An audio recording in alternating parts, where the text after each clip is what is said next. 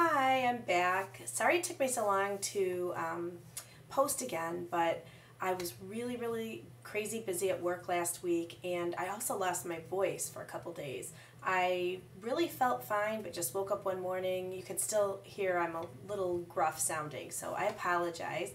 But I am on day 9 of the 80-10-10 low-fat raw vegan diet, and it's going really well. I think I mentioned last time that I initially, right from the get-go, had to decrease my insulin by about 25%.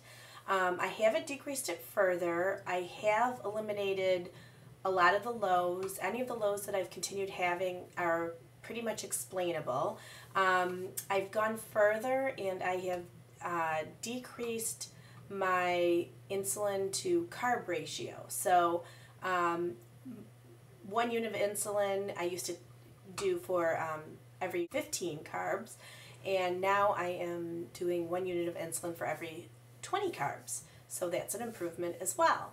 I've really only had one incident of going off the diet, and that was when I was at work. I had a day-long event that I had outside people in that I was dealing with, and even though I had brought all of my fruit to eat for lunch, I ended up going low a little bit before lunch and ended up basically a bunch of food was put in front of me, and I ended up eating a bunch of pad thai, which, you know, I think in my cloudiness and fogginess of being low, I just wasn't thinking. I could have gone back to my desk and gotten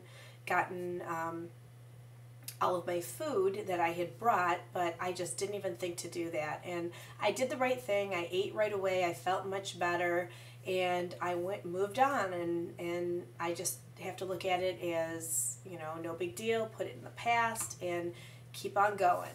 So I did have a meeting today with a diabetes educator at the University of Michigan, and I'm happy to report that it went really well.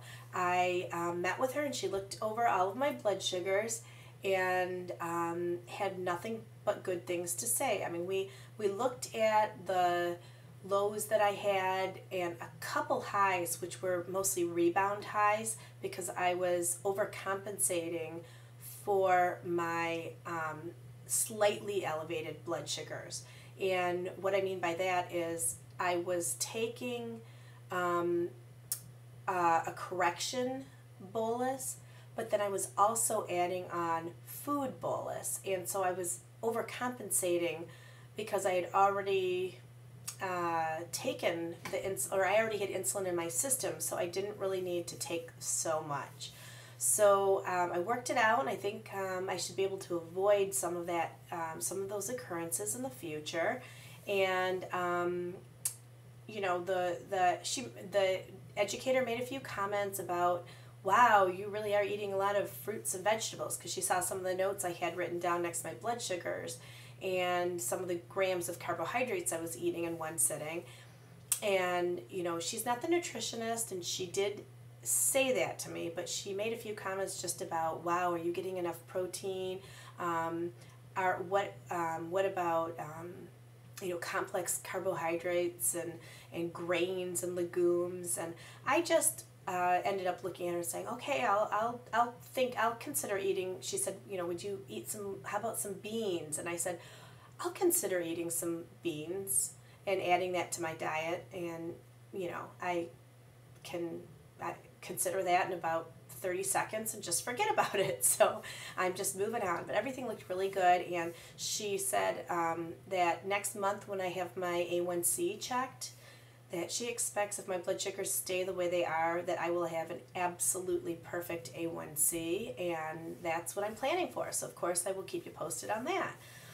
So far, probably my biggest challenge has been getting fruit calories in. And I've been trying to eat, you know, I typically eat a smoothie every morning, which is really easy for me because I can just throw a bunch of frozen and non-frozen fruit in the Vitamix and make a giant smoothie.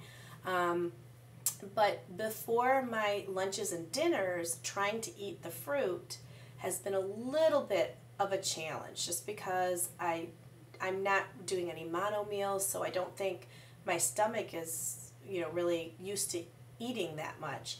So, and I'm just, not used to eating a whole bunch of pieces of fruit.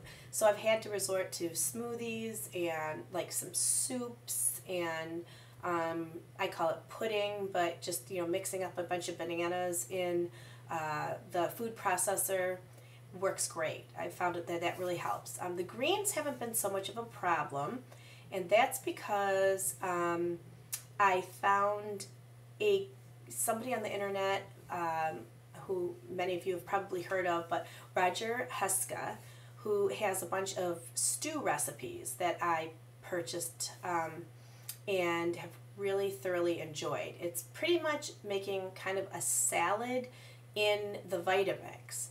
I'm not so big on ginormous salads, so this works really well for me. I'm able to throw a ton of veggies in and use a few herbs for some flavor, and I've made some outstanding, fabulous meals.